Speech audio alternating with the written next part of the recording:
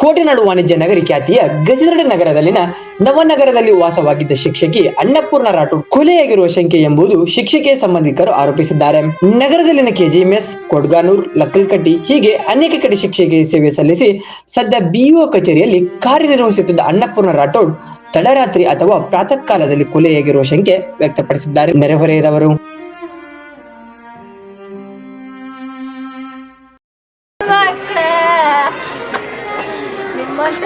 ಅಂತೂ ಸುಮ್ಮನೆ ಇರಲ ಎಲ್ಲರೂ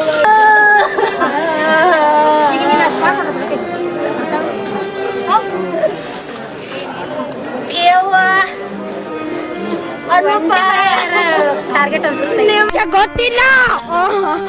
ನನ್ನ ತಮ್ಮ ನೆನೆಸ್ಕೊಂಡ್ರೆ ನನಗೆ ಮೈ ಉರಿಯತ್ತೆ. ಅವ್ನು ಹೇಗೆ ಸಮಾಜನ ಫೇಸ್ ಮಾಡ್ತಾನೆ. ಯಾಕೆ ಅನ್ಯಾಯ ನಮ್ಮ ಕಂಡು ಬಂದಿದ್ರು. ನಾವು ಅನ್ಯಾಯ ಅವಳು ಅನ್ಯಾಯ ಮಾಡೋಳಲ್ಲ. ದಯವಿಟ್ಟು ನ್ಯಾಯ ಕೊಡಿಸ್ಕೊಡಿ, ನ್ಯಾಯ ಕೊಡಿಸ್ಕೊಡಿ. ನಿನ್ನ ಮಕ್ಕಳು ಬಂದು ಕೇಳ್ತಾರೆ ಹೇಳುನೇ. ನೀನ್ ಕಿಚ್ಚಿಟ್ಟು ನಾನು ತಂಗಿ ನಾವ್ ಎಲ್ಲಿ ಹುಡುಕೊಂಡ್ರೆ ಅಯ್ಯವ್ವ ನಮ್ಮ ಕಣ್ಣೀರಾರು ಕೊಡುವಲ್ಲ ದೇವ್ರಿಗೆ ನಾವ್ ಏನು ಕೆಟ್ಟದ್ದು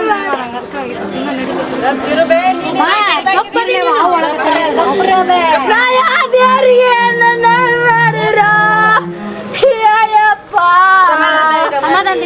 ನಾವು ಯಾರಿದ್ರು ಬಗ್ದವ್ರಲ್ಲೋ ನಾನು ಕಂಡುಗಳೇ ನಮಗೆ ಯಾಕೆಂತ ಅದು ಬಂದು ಒದಗತ್ರ ಅಯ್ಯಪ್ಪ.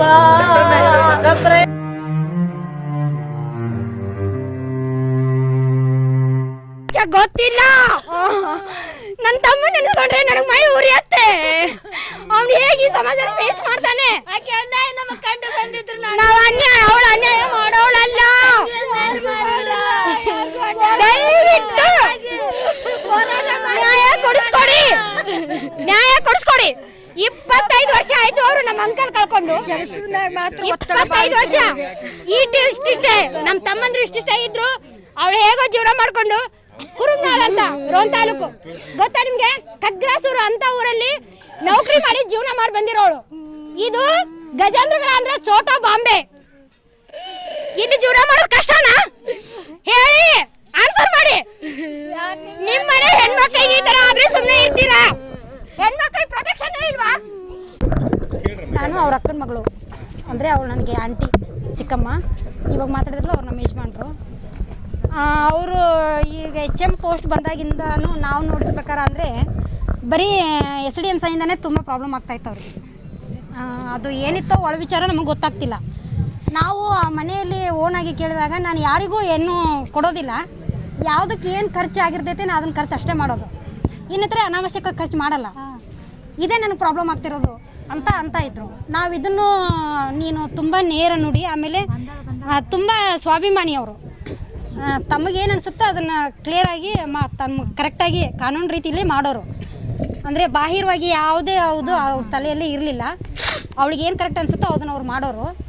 ಆಮೇಲೆ ಲಕ್ಕಲ್ಕಟ್ಟಿಗೆ ಬಂದಾದಮೇಲೆ ಇದು ನಾನು ಒಬ್ಬ SDMC ಸದಸ್ಯರಿದ್ದೆ. ಅದರಲ್ಲಿ SDMC ಸದಸ್ಯರಿದ್ದಾಗ ನಾನು ನೋಡಿದ ಪ್ರಕಾರ ಅಲ್ಲಿ ಇದೇ ಆಯಿತು, ಮಕ್ಕಳಿಗೆ ಅದು ಕೊರತೆ ಇದು ಕೊರತೆ, ಅದು ಕೊರತೆ ಇದು ಕೊರತೆ ಅಂತ. ಈಗ ಸಡನ್ನಾಗಿ ಆವಾಗಲೇ ಚಾರ್ಜ್ ತೊಗೊಂಡಿದ್ರು ಅವರು, ಅದನ್ನು ಸಹಕರಿಸ್ಕೊಳ್ಳಿಲ್ಲ ಅವರು. ಅದನ್ನು ದೊಡ್ಡ ರಾದಂತ ಮಾಡಿದರು. ರಾದಂತ ಮಾಡಾದಮೇಲೆ BO ಆಫೀಸ್ ಅವರು ಇದೆ, ಈಗ ಎಲ್ಲೋ ಯಾವ ಸ್ಕೂಲಿಗೆ ಹೋದ್ರು ಬರೀ ಇದೇ ಆಗ್ತಿದೆ ಅಮ್ಮ, ಈ ಸ್ಕೂಲ್ ಜಂಜಾಟನೇ ಬೇಡ ನಿಮಗೆ, ಆಫೀಸಿಗೆ ಬಂದುಬಿಡಿ ಅಂತ ಇವಾಗ ಆಫೀಸಲ್ಲಿ ವರ್ಕ್ ಮಾಡ್ತಾಯಿದ್ರು ಅವರು ಪ್ರೆಸೆಂಟಾಗಿ. ಈಗ ಒಂದು 6-7 ತಿಂಗಳಿಂದ ಮಾಡ್ತಿದ್ದಾರೆ ಅಲ್ಲೇ. ಇಲ್ಲ ಇದರಲ್ಲಿ ರೋಡ್ನಲ್ಲಿ ಈ ಮೊನ್ನೆ ಒಂದು ವಾರದಿಂದ ನಮ್ಮ ಊರಲ್ಲಿ ಜಾತ್ರೆ ಆಯಿತು, ಒಳಬಸವೇಶ್ವರ ಕಾರ್ತಿಕೋಸ್ಕರ. ಸೋಮವಾರ ಡ್ಯೂಟಿ ಮುಗಿಸ್ಕೊಂಡು ಬಂದಿದ್ದಾರೆ. ಚೆನ್ನಾಗೇ ಇದ್ವಿ. ಆಫೀಸಲ್ಲಿ ಫೋನ್ ಬರ್ತಾಯಿದ್ದು, ಮಂಗಳವಾರ ನೈಟು ಬರೋಕ್ಕೆ ರೆಡಿ ಆದ್ರು ಅವರು ಊರಿಗೆ. ನಾವು ಬೇಡ, ಹೆಂಗೂ ಬುಧವಾರ ರಜೆ ಇದೆ, ಇಡೀ ಗೌರ್ಮೆಂಟೇ ರಜೆ ಐತಿ, ನಿಮ್ದೇನೋ ಇದ್ಬಿಡಿ ಅಂತ ನಾನು ಅಂದೆ.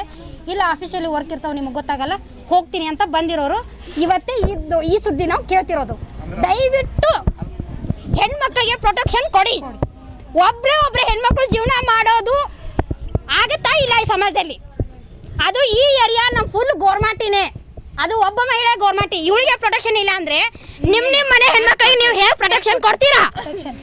ನಿಮ್ ಮನೆ ಹೆಣ್ಮಗಳು ಇವಳು ಅನ್ನಪೂರ್ಣ ರಾಠೋಡ್ ನಿಮ್ ಮನೆ ಹೆಣ್ಮಗಳು ಅನ್ಕೊಂಡು ಎಲ್ಲರೂ ದಯವಿಟ್ಟು ಸಹಾಯ ಮಾಡಿ. ನಮ್ಗೇನು ಬೇಡ, ಯಾವ ಕಾರಣಕ್ಕಾಗಿದೆ ಕಾರಣ ತಿಳಿದ್ರೆ ಸಾಕು. ನಾವ್ ಯಾರ ಹತ್ರ ಏನು ಕೇಳ್ಕೊಳ್ಳಲ್ಲ. ಯಾಕಂದ್ರೆ ನಾವೆಲ್ಲ ಫ್ಯಾಮಿಲಿ, ನಮ್ಮ ಇಡೀ ಫ್ಯಾಮಿಲಿನೇ ಎಜುಕೇಟೆಡ್. ನಾವೆಲ್ಲರೂ ಕೇಳೋದು ಒಂದೇ, ನಮ್ಗೆ ಯಾರಿಗೂ ಏನು ಬೇಡ. ನಿಮ್ ಹಣಕಾಸು, ನಿಮ್ ಒಡವೆ, ನಿಮ್ ಯಾವ್ದು ಗೌರ್ಮೆಂಟ್ ನ ಏನ್ ಬರುತ್ತೆ ಅನ್ನೋದನ್ನ ನಮ್ಗೆ ಯಾವ್ದು ಬೇಡ. ನೀವು ಮಾಧ್ಯಮದವ್ರು ತಗೊಳ್ಳಿ, ಮಾಧ್ಯಮದವರು ಸಹೋದರರು ಅಂತ ನಾನು ಅನ್ಕೋತಿದ್ದೀನಿ. ನಮಗೆ ಅನ್ಯಾಯ ಆಗಿದೆ, ನ್ಯಾಯ ಕೊಡ್ಸಿ. ನ್ಯಾಯ ಕೊಡಿಸ್ತೀರಾ ಅಲ್ವಾ? ನಾನು ಉಮಾ ಅಂತ, ನನ್ನ ತಮ್ಮಂದ್ರು. ಇದು ಅನ್ನಪೂರ್ಣ ಶಿವಪ್ಪ ರಾಠೋಡ್ ಅಂಥೇಳಿ, ಇವರು KGMS ಸ್ಕೂಲ್ನಲ್ಲಿ ಹೆಡ್ ಮಾಸ್ಟರ್ ಇದ್ದರು. ಮೊದಲು ಕುರುಬನಾಳ ಅಲ್ಲಿ ಟೀಚರ್ ಆಗಿ ಅಲ್ಲಿ ಫಸ್ಟಿಗೆ ಟೀಚರ್ ಅಪಾಯಿಂಟ್ಮೆಂಟ್ ಆಯಿತು. ನೆಕ್ಸ್ಟು ಇಲ್ಲಿ KGMS ಸ್ಕೂಲಿಗೆ ಹೆಡ್ ಮಾಸ್ಟರ್ ಆಗಿ ಕೆಲಸ ಮಾಡಲಿಕ್ಕತ್ತಿದ್ರು.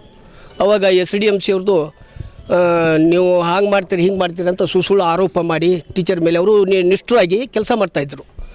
ಯಾಕಂದರೆ ಮಕ್ಕಳಿಗೆ ಇದು ಚೆನ್ನಾಗಿ ಮುಟ್ಟಬೇಕು, ಅನ್ನ ಅಕ್ಕಿ, ಆಮೇಲೆ ಇಲ್ಲಿದ್ದ ಅಕ್ಕಿನ ತೆಗೆದುಕೊಂಡು ಬೇರೆ ಬೇರೆ ಮನೆಗೆ ಹೋಯ್ತಿದ್ರು. ಯಾರೋ ಒಂದು ಆಕ್ರಮಣವಾಗಿ ಅಲ್ಲಿ ಸ್ಕೂಲ್ನಲ್ಲಿ ಮತ್ತು ರೊಕ್ಕ ಕೊಟ್ಟು ಇದನ್ನು ಮಾಡಿ ಕಲಿಸ್ಬಿಟ್ಟಿದ್ರು. ಹೀಗಾಗಿ ಅವರು ರೊಕ್ಕ ಕೊಡಲಿಲ್ಲ, ಅವ್ರಿಗೆ ಅಕ್ಕಿ ಕೊಡಲಿಲ್ಲ. ಮಕ್ಕಳಿಗೆ ಮುಟ್ಟಲಿ, ಸರ್ಕಾರದಿಂದ ಮಕ್ಕಳಿಗೆ ಚೆನ್ನಾಗಿ ಮುಟ್ಟಲಿ, ಅವ್ರಿಗೆ ಊಟ ಚೆನ್ನಾಗಿ ಮಾಡಲಿ ಅಂತಲೂ ಮಕ್ಕಳಿಗೋಸ್ಕರ ಅವರು ಹೋರಾಟವನ್ನು ಮಾಡಿದ್ರು. ಅಂದಾಗ ಅವ್ರ ಮೇಲೆ ಇವ್ರು ಹಿಂಗೆ ಯಾವಾಗ ಹಿಂಗೆ ಮಾಡಾಕತ್ತಾಳ ಅಂತಂದಮೇಲೆ ರಾಜಕೀಯ ಪ್ರೆಷರ್ ತಂದು ಆಮೇಲೆ ಅಲ್ಲಿ ಬಹಳ ಅನ್ಯಾಯವಾಗಿ ಆ ಟೀಚರ್ ಮೇಲೆ ಭಾಳ ಅನ್ಯಾಯವಾಗಿ ಇದು ಮಾಡಿದರು. ಆಮೇಲೆ ಸಿದ್ದಪ್ಪ ಚೋಳಿನ್ ಅಂಥೇಳಿ ಭಾಳ ಆರೋಪ ಮಾಡಿ ಇದೇ ಊರು ಗಜೇಂದ್ರಗಡ, ಅಲ್ಲಿ SDMC ಅಧ್ಯಕ್ಷ ಇದ್ದರು. ಇಲ್ಲಿ ಗಜೇಂದ್ರಗಡದ KGMS ಸ್ಕೂಲಲ್ಲಿ ಹೆಡ್ ಮಾಸ್ಟರ್ ಆಗಿ ಕೆಲಸ ಮಾಡುವ ಹೊತ್ತಿನಾಗ ಅವರು SDMC ಅಧ್ಯಕ್ಷ ಇದ್ದರು. ಬಹಳ ಕಿರ್ಕೊಳ್ ಕೊಟ್ಟರು ಇವರಿಗೆ. ಹಾಗಾದರೆ ಆ ಸಂದರ್ಭದಲ್ಲಿ ಕಿರ್ಕೊಳ್ ಕೊಟ್ಟ ತಕ್ಷಣ DDFI ಗದಗ DDFI ಬಹಳ ಅವರು ಕೂಡ ಒಂದು ಕಿರಿಕಿರಿ ಕೊಡುವಂಥ ಒಂದು ವ್ಯವಸ್ಥೆ ಬಂದಿತ್ತು. ಅವ್ರ DDPI ಜೊತೆ ನಾನು ಮಾತಾಡಿದ್ದೀನಿ. ಮಾತಾಡಿ ನೋಡ್ರಿ, ನ್ಯಾಯಯುತವಾಗಿ ಕೆಲಸ ಮಾಡೋರ ಮೇಲೆ ಯಾಕೆ ಇಷ್ಟೊಂದು ಏನು ಮಾಡಿದ್ದಾರೆ, ಏನು ತಪ್ಪು ಮಾಡಿದ್ದಾರೆ, ಅವ್ರ ಮೇಲೆ ಯಾಕೆ ಕಿರ್ಕೊಂಡು ಮಾಡ್ತೀರಿ ಅಂತನ್ನುವಂಥ ಮಾತನ್ನು ನಾನು ಅವ್ರಿಗೆ ಪ್ರಶ್ನೆ ಹಾಕಿದೆ. ಆಮೇಲೆ ನಾನು ಆಮೇಲೆ ರೋಣ ತಾಲೂಕಿನಲ್ಲಿ ಹೋರಾಟವನ್ನು DSSದಿಂದ ಹೋರಾಟ ಹಾಕ್ಕೊಂಡಿದ್ದೆ. ಆ ಹೋರಾಟವನ್ನು ಒಂದು ದಲಿತ ಮಹಿಳೆ ಮೇಲೆ ಇಷ್ಟು ಘಟನೆ ನಡೀಲಿಕ್ಕತ್ತಿದೆ, ನೌಕರಸ್ಥರು ಮಾಡೋಕ್ಕೆ ಬೇಡ ದಲಿತರು ಅನ್ನುವಂಥ ಒಂದು ಪ್ರಶ್ನೆ ನಾನು ಹಾಕುವಂಥ ಒಂದು ವ್ಯವಸ್ಥೆ ಬಂತು. ಹಾಗಾಗಿ ಇದು ಮತ್ತು ಆಮೇಲೆ ಇಲ್ಲಿದ್ದ ಟ್ರಾನ್ಸ್ಫರ್ ಆಯಿತು. ಎಲ್ಲಿಗ್ರಿ? ಲೆಕ್ಕಲ್ಕಟ್ಟಿಗೆ ಟ್ರಾನ್ಸ್ಫರ್ ಆಗಿ ಅಲ್ಲಿ ಹೆಡ್ ಮಾಸ್ಟರ್ ಅಂತ ಕೆಲಸ ಮಾಡಕತ್ತರು. ಇಲ್ಲಿಯವರು ಏನು SDMC ಅಧ್ಯಕ್ಷರಾಗಲಿ, ಒಂದಿಷ್ಟು ಶಿಕ್ಷಕರಾಗಲಿ ಅವರೆಲ್ಲ ಹೋಗಿ ಅಲ್ಲಿ ಹಚ್ಚಿ ನೀವು ಹಿಂಗೆ ಮಾಡಿರಿ, ಒಟ್ಟು ಅಲ್ಲಿ ನೌಕರಿ ಮಾಡಿಸ್ಕೊಡ್ಬೇಡ್ರಿ ಅಂತನ್ನುವಂಥ ಒಂದು ಅಲ್ಲಿ ಕಿರ್ಕೊಳ್ ಕೊಟ್ಟ ಮೇಲೆ ಮತ್ತು ಬೇಡವಾ ಹಾಗಾರೆ ಅಲ್ಲಿನೂ ಇಷ್ಟ ಕಿರ್ಕೊಳ್ ಕೊಡಕತ್ತಾರಂದ್ರೆ ನೀನು ಆ ಸ್ಕೂಲಲ್ಲಿ ಇರೋದು ಬೇಡ, ನೀನು ಹೋಗಿ BO ಆಫೀಸ್ನಾಗ ಅಲ್ಲೇ ಜಾಬ್ ಮಾಡ್ಕೊಂಡು ನಾನು BO ಅವ್ರ ಜೊತೆ ಮಾತಾಡ್ತೀನಿ ಅಂತ ಹೇಳಿ ಅಲ್ಲಿ BO ಆಫೀಸ್ನಾಗ ಅಲ್ಲಿ ವರ್ಕ್ ಮಾಡ್ಲಿಕ್ಕತ್ತರು. ಅಲ್ಲಿ ಚೆನ್ನಾಗಿ ಮಾಡಕತ್ತಾಳ, ಯಾಕೆ ಹಿಂಗೆ ಯಾಕೆ ಮಾಡಿದ್ರು ಇವರು ಅಂತನ್ನುವಂಥ ಪ್ರಶ್ನೆ BO ಅವರು ಕೂಡ ಪ್ರಶ್ನೆ ಹಾಕಿದರು. ಹಾಗಾಗಿ ಇದು ಕೊಲೆ ಆಗಬೇಕಾದ್ರೆ ಘಟನೆ ವೈರಿಗಳೇ ಇರಬೇಕು ಒಂದು ಕೊಲೆ, ಇಲ್ಲಾಂದರೆ ಈ ಏನು SDMC ಅವರು ಏನದ ತಪ್ಪು ಮಾಡ್ತಕ್ಕಂಥ ಅವ್ರಿಗೇನು ಆಧಾರ್ ಶೇಡ್ ಹಿಂದಿನ ಇವ್ರು ಹೋರಾಟ DSS ಅವ್ರಿಂದ ಹೋರಾಟ ಮಾಡಿಸಿದ್ದೀವಿ, ಆದರೆ ಒಂದು ಹಿಂಸೆ ಕೊಡ್ಬೇಕಂತ ತಿಳ್ಕಟ್ಟು ಅದರಿಂದ ಒಂದು ಆಗಿರಬೇಕು ಘಟನೆ ಒಂದು. ಇವು ಎರಡು ಮತ್ತು ಏನೋ ಒಂದು ಒಳ್ಳೆಯ ನ್ಯಾಯ ನೀತಿ ಧರ್ಮದಿಂದ ಹೋಗ್ತಕ್ಕಂಥ ಟೀಚರ್ ಇದು. ಒಂದು ಶಿಸ್ತು ಅನ್ನೋದು ಅವರಲ್ಲಿತ್ತು. ಆ ಶಿಸ್ತನ್ನು ಸಹಿಸ್ಕೊಳ್ಳಾರ್ದೆ ಅದು ಘಟನೆ ಆಗಿರಬೇಕು. ಇಲ್ಲಿಕ್ರೆ ಏನು ಆ ಮನೆಯಲ್ಲಿ ಮತ್ತು ಏನು ಕಳುಪಳು ಬಂಗಾರ ಒಬ್ಬಕ್ಕೆ ಹೆಣ್ಮಗಳದ ಅಂತ ತಿಳ್ಕೊಂಡು ಮಕ್ಕಳು ಬೆಂಗಳೂರಿನಲ್ಲಿ ಒಬ್ಬ MBBS MD ಮಾಡ್ಲಿಕ್ಕತ್ತಿದ್ದಾರೆ, ಒಬ್ಬ ಇಂಜಿನಿಯರ್ ಇದ್ದಾನೆ ಮಗ ಸಣ್ಣವ, ಇವರು ಇಲ್ಲೇ ಹೆಡ್ ಮಾಸ್ಟರ್ ಆಗಿ ಕೆಲಸ ಮಾಡ್ತಾಯಿದ್ರು. ಇಂಥ ಒಂದು ಕೆಲಸ ಮಾಡೋ ಸಂದರ್ಭದೊಳಗೆ ಅಲ್ಲಿ ಘಟನೆ ಆಗಲಿಕ್ಕೆ, ಕೊಲೆ ಆಗಲಿಕ್ಕೆ ವೈರಿಗಳಾಗಿರ್ಬೋದು, ಯಾರ ಮತ್ತು ಆ ರೊಕ್ಕ ಏನಾರು ಕಳುಪಳು ಮಾಡೋಕ್ಕೆ ಬಂದು ಅವ್ರ ಮಾಡ್ಯಾರ ಅನ್ನುವಂಥ ಒಂದು ಪ್ರಶ್ನೆ ಕಾಡ್ತಿದೆ ನಮ್ಗೆ. ಈ ಒಟ್ಟು 2-3 ಪ್ರಶ್ನೆ ಕಾಡ್ತಿದೆ ನಮ್ಗೆ. ಅದಕ್ಕೆ ಇದು ನಮ್ಮ ಪೊಲೀಸ್ ಇಲಾಖೆ ನ್ಯಾಯಯುತವಾಗಿ ನಮಗೆ ನ್ಯಾಯ ಸಿಗಲಿ, ಆ ಹೆಣ್ಮಗಳಿಗೆ ಒಂದು ಒಳ್ಳೆ ಸಿಗಲಿ, ದಲಿತ ಮಹಿಳೆಗೆ ಒಂದು ನ್ಯಾಯಯುತ ಸಿಗಲಿ ಅನ್ನುವಂತಕ್ಕಂಥ ನಾನು ಮಾಧ್ಯಮದವರಿಗೆ ನಾನು ವಿನಂತಿ ಮಾಡ್ಕೊತೀನಿ. ನಿಮ್ಮ ಒಂದು ಇತ್ತು ರೀ, ಹಣನೂ ಇತ್ತು ಹಣನೂ ಇತ್ತು ಮತ್ತು ಬಂಗಾರನೂ ಇತ್ತು. ಒಂದು ಒಳ್ಳೆ ಹೆಣ್ಮಗಳು ಬಹಳ ಇದು ಯಾರ ಜೊತೆ ಸಂಪರ್ಕ ಅನ್ನೋದು ಇರಲಿಲ್ಲ. ಹಣಕಾಸಿನ ವ್ಯವಹಾರ ಏನಿಲ್ಲ ಹಣಕಾಸಿನ ವ್ಯವಹಾರ ಏನು ಯಾವುದು ಇಟ್ಕೊಂಡಿಲ್ಲ, ಏನಿಲ್ಲ ಅಂತ ಯಾರು ಬರ್ತಿದ್ದಿಲ್ಲ, ಯಾರು ಇದನ್ನ ಇಲ್ರಿ. ಆದ್ರೆ ಒಂದು ವ್ಯವಸ್ಥಿತವಾಗಿ ಇದು ನಡೆದಿದೆ. ಅದು ತನಿಖೆ ಆದ ಮೇಲೆ ಪೊಲೀಸ್ ಇಲಾಖೆಯಿಂದ ನ್ಯಾಯ ಸಿಗಲಿ ಅನ್ನುವಂತಕ್ಕಂಥ ನಾನು ಮಾಧ್ಯಮದಲ್ಲಿ ನಾನು ವಿನಂತಿ ಮಾಡ್ಕೊತಾ ಇದ್ದೀನಿ. ಹಣದ ವಿಷಯ ಏನಾದರೂ ನಿಮ್ಮ ಕಡೆ ಹೇಳ್ಕೊಂಡಿದ್ದ ನಾ ಇಷ್ಟು ಏನು ಹಣದ ವಿಷಯ ಏನು ಹೇಳ್ಕೊಂಡಿಲ್ಲ. ಇಲ್ಲ ಹೇಳ್ಕೊಂಡಿಲ್ಲ. ನಮಗೆಲ್ಲ ಗೊತ್ತಿತ್ತು ಆ ಹೆಣ್ಮಗಳು ಹೇಗೆ ಒಳ್ಳೆ ಹೆಣ್ಮಗಳು, ಆಮೇಲೆ ಶಿಸ್ತಿನ ಒಂದು ಹೆಣ್ಮಗಳು, ಆಮೇಲೆ ನೌಕರಿ ಮಾಡಬೇಕಾದ್ರೆ ಭಾಳ ಶಿಸ್ತಿನಿಂದ ಒಂದು ಯಾರಿಗೂ 10 ಪೈಸಾ ಕೊಡದೆ SDM ಅವ್ರು ರೊಕ್ಕ ಕೇಳಿದ್ದೇನೆ ಅಂತಂದ್ರೆ ಅವ್ರು ಕೊಡಲಾರ್ದ, ಆಮೇಲೆ ಅವರಿಗೆ ಮಕ್ಕಳಿಗೆ ಊಟ ಸಿಗಲಿ ಅನ್ನುವಂಥ ಒಂದು ಅವ್ರದ್ದೊಂದು ಹಾರೈಕೆ ಇತ್ತು ಹೆಡ್ ಮಾಸ್ಟರ್ ಇದು. ಈ ಓಣಿ ಹೆಂಗೈತ್ರಿ ಅಂದ್ರೆ ಓಣಿ ಒಳ್ಳೆ ಭಾಳ ಒಂದು ಸಂಬಂಧ ಇರ್ತಕ್ಕಂಥ ಓಣಿ ಇದು, ಭಾಳ ಸೂಕ್ಷ್ಮ ಬೇರೆ ಕಳತನ ಏರಿಯಾ ಏನಿಲ್ಲ.